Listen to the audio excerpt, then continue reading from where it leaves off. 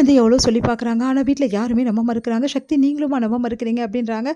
என்ன பண்ணுறதுன்னு தெரியாம சக்தி வந்து அப்படியே யோசிச்சுட்டே இருக்காரு.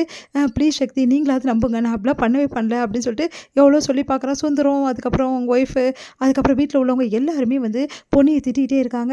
"என்ன நினச்சிட்டு இருக்க? மரியாதையா வீட்ட விட்டு வெளிய போ. உனக்கு வீட்ல இடம் கிடையாது." அப்படின்னு சொல்லிட்டே இருக்காங்க. "உன் அம்மா வந்து ஒரு தரங்கெட்டவ. அதே மாதிரி நீ." அப்படின்றாங்க. "என் அம்மா பத்தி பேசாதீங்க." வந்து பொன்னி வந்து அவங்களுக்கு கிட்ட கோவப்படுறாங்க. ஜெயா கிட்ட. எல்லாருமே சேர்ந்து பொன்னிய வந்து வெளிய துரத்துறாங்க. பொன்னி வந்து என்ன பண்ணுறதுன்னு தெரியாம தவிக்கிறாங்க. இந்த சூழ்நிலையில பிரீத்தி என்ன பண்ணுறாங்க, "இப்படி எனக்கு துரோகம் பண்ணிட்டியே." அப்படின்றாங்க. அதை கேட்டு வந்து "நான் துரோகம் பண்ணேனா? நீ தான் துரோகம் பண்ண. நான் ஒண்ணும் உனக்கு துரோகம் பண்ணல." அப்படின்றாங்க. எவ்வளவோ வந்து பொன்னி சொல்லி பார்க்குறாங்க. யாருமே கேட்க மாட்டேங்கிறாங்க. "அது எல்லாரும் நிறுத்துறீங்களா?" அப்படின்றாரு. அதை கேட்டு எல்லாருமே வந்து பார்க்குறாங்க. "சக்தி என்ன சக்தி?" அப்படின்னு சொல்லிட்டு. "இங்க பாருங்க, பொன்னி வந்து தப்பு பண்ணல. ஆனா அப்படியே தப்பு பண்ணியிருந்தாலும் தப்பே கிடையாது என்னை பொறுத்தவரைக்கும். ஏன்னா அவ எனக்காக தான் பண்ணா. அது எப்படி தப்பாகும்?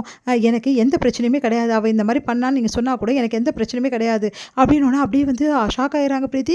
"நீ என்ன சொல்ற சக்தி? நம்ம காதல பிரிச்சிருக்கா, நம்மள பிரிச்சிருக்கா. இத பத்தி உனக்கு கவலை இல்லையா?" அப்படின்னோன, "இங்க பார் பிரீத்தி, என் மனசுல நீ கிடையாது. இப்ப என் மனசுல சுத்தமா நீ இல்ல. நான் ஒரு கட்டத்துல உன்ன விரும்பினேன் தான். நான் இல்லன்னு சொல்லல.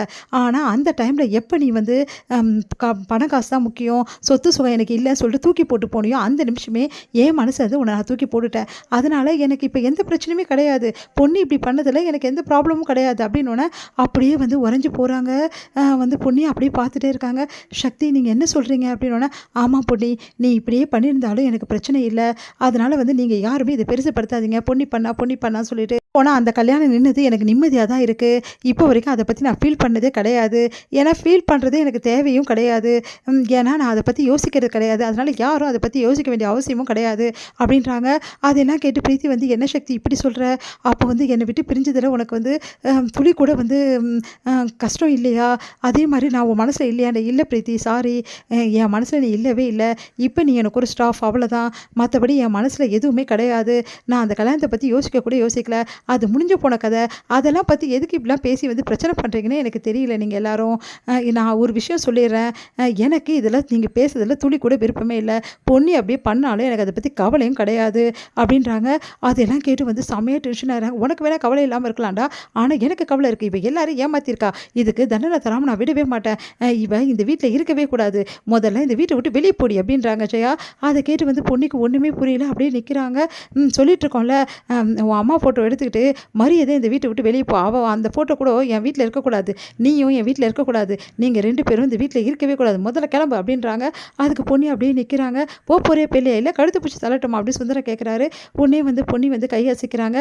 உடனே சொல்றாங்க, "ஒரு நிமிஷம் இருங்க." அப்படின்னு சொல்லிட்டு, "சக்தி நான் உங்ககிட்ட ஒண்ணு கேட்கட்டுமா?" அப்படின்னோன, "நான் தான் சொல்லிட்டேனே பொன்னி, இத பத்தி எனக்கு எந்த கவலையுமே கிடையாது." அப்படின்னு. "அதெல்லாம் சரி சக்தி, நீங்க எப்படி சொல்வீங்க? என் மேல எந்த தப்புமே இல்லாம சொல்லாம, நான் தப்பு பண்ணாலும் பரவாயில்லன்னு சொல்றீங்க. அப்போ நான் தப்பு பண்ணேன்னு நீங்க நினைக்கிறீங்களா சக்தி?" அப்படின்னோன, "அது வந்து பொன்னி, நீங்க நம்புறீங்க சக்தி. அதனால தான் பொன்னி தப்பு பண்ணாலும் பரவால்ல, எந்த பிரச்சனையும் இல்லைன்றீங்கல்ல எனக்கு. இதெல்லாம் நியாயமா சக்தி? நீங்க இப்படி பேசுவீங்கன்னு நான் நினைச்சு கூட பார்க்கல. நீங்க என்ன சொல்லியிருக்கணும்? பொன்னி தப்பு எதுவுமே செஞ்சிருக்க மாட்டா. அத நான் நம்புறேன். பொன்னி இந்த மாரி தப்பு பண்ணக்கூடியவ இல்ல அப்படின்னு சொல்லிட்டு நீங்க சொல்லியிருக்கணும்ல.